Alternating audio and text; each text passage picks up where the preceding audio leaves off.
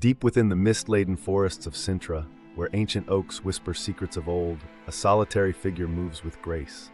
The Enchantress, draped in an emerald cloak that shimmers like morning dew, presses her palm against a towering tree. Celtic Portuguese runes pulse with a faint blue glow beneath her touch. In her other hand, a crystal orb flickers to life, revealing fragmented visions, creatures in distress, their magic fading. The wind carries a mournful sigh, and her eyes narrow with determination. The forest seems to lean in, as if sharing its burden. "The time has come," she murmurs, her voice blending with the rustle of leaves. The crystal's light intensifies, casting eerie shadows on the gnarled bark around her. A path forward materializes in her mind, lit by the faintest hope. Under the pale glow of a full moon, the Enchantress steps into the crumbling ruins of the castle of the Moors. The air is thick with the scent of damp stone and iron. A low, pained hiss draws her to a sight that chills her blood. A magnificent Ouroboros, its iridescent scales dulled by rusted chains.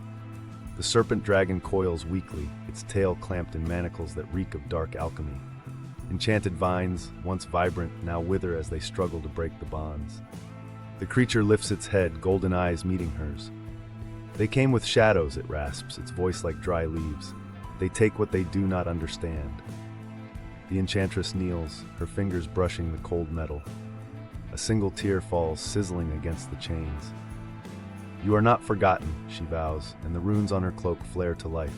The cliffs of Nazaré roar with the fury of the Atlantic, waves crashing against jagged rocks like a lament. Here the Enchantress finds the sirens, their once melodious voices stolen, their faces streaked with pearlescent tears. They cling to the wreckage of ships half buried in the sand, their tails flickering with the last traces of bioluminescence. One siren, her hair tangled with seaweed, presses a conch shell into the Enchantress's hands. Inside, echoes of cruel laughter ripple like poison. "He dances on stolen magic," the siren mouths soundlessly, her gills flaring with grief.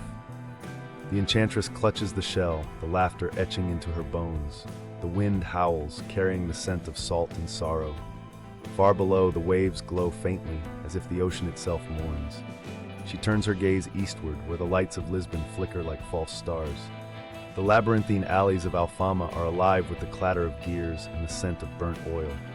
The Enchantress moves like a shadow past tiled walls adorned with stolen azulejo tiles, each one pulsing with trapped magic. Then she sees him. The clockwork imp, a grotesque marionette of brass and stolen enchantments. His eyes are spinning cogs, his grin a jagged seam of gold. He juggles swirling orbs of captured siren songs and serpent scales, cackling as they dissolve into his machinery. "Magic is but a toy," he screeches, darting between the alleys.